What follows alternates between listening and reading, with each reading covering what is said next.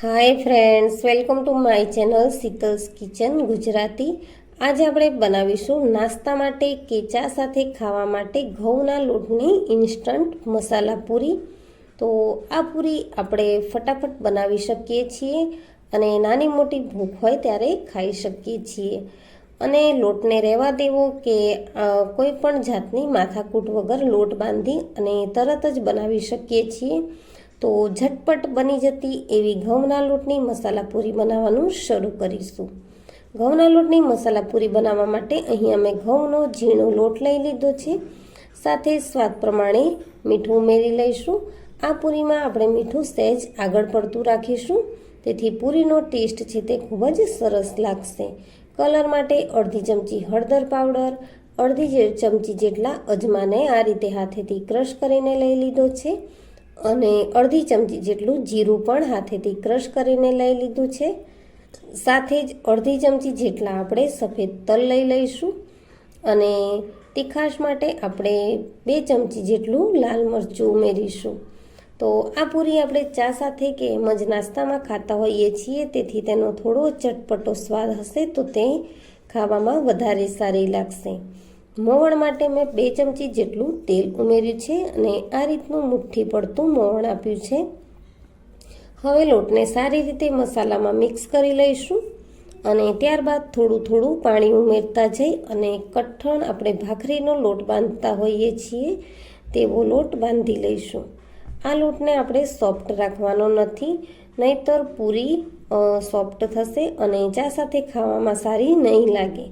તો આ રીતનો ભાખરી જેવો કઠણ લોટ બાંધી લીધો છે મેં અને લોટને હવે આપણે 10થી 15 મિનિટ જેવું રહેવા દઈશું આ રીતે ડબ્બામાં મૂકીને. અને 10થી 15 મિનિટ થઈ ગયા બાદ આપણે આ રીતે લોટને ફરીથી મસળી અને સેટ કરી લેવાનો છે. તો આ રીતે લોટને સેટ કરવાથી પૂરી છે તે ખૂબ જ સરસ બનશે અને બધી જ પૂરી આપણી ફૂલીને રેડી થશે. લોટ સારી રીતે મસળાઈ ગયો છે તો હું મોટા લીંબુની સાઈઝના લોવા કરી લઈશ અને બધા જ લોવા મેં કરી લીધા છે. તો હવે લોવાને સાઈડમાં રાખી અને આપણે પૂરીને વણી લેવાની છે. પૂરી આપણે બહુ પતલી કે બહુ જાડી નથી રાખવાની, મીડિયમ થીક એવી પૂરી આપણે વણીને રેડી કરીશું.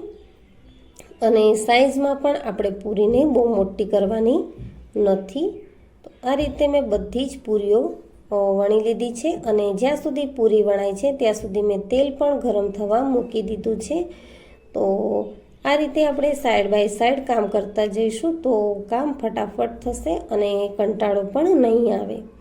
તેલ સારી રીતે ગરમ થઈ ગયું છે અને પૂરીઓ પણ આપણી તળાવવા માટે મૂકી દીધી છે. તો આ રીતે બધી જ એકાદી પૂરી ન ફૂલે તો બહુ ટેન્શન નહીં લેવાનું. આ રીતે આપણે લગભગ બધી જ પૂરીઓ ફૂલશે અને ક્રિસ્પી પણ બનીને રેડી થશે. તો ચા સાથે ખાવા માટે કે એમ જ નાસ્તામાં ભૂખ લાગે ત્યારે ખાવા માટે ઘઉંના લોટની મસાલા પૂરી બનીને રેડી છે. હું આ પૂરી અવારનવાર બનાવતી હોઉં છું, મારા સનને ખૂબ જ ભાવે છે. તો તમે પણ મિત્રો આ રેસીપી ટ્રાય કરજો અને મને કમેન્ટ સેક્શનમાં જણાવજો કે તમને આ રેસીપી કેવી લાગી. તેલ તમારું જો સારું ગરમ હશે તો બધી જ પૂરીઓ આ રીતે ફૂલીને રેડી થશે. પૂરી ફૂલવી કે ન ફૂલવી તે ટોટલી તેલ ઉપર ડિપેન્ડ કરે છે કે તેલ કેટલા ટેમ્પરેચર પર ગરમ છે. તેલ એકદમ ગરમ હશે તો પૂરી સરસ રીતે ફૂલીને રેડી થશે.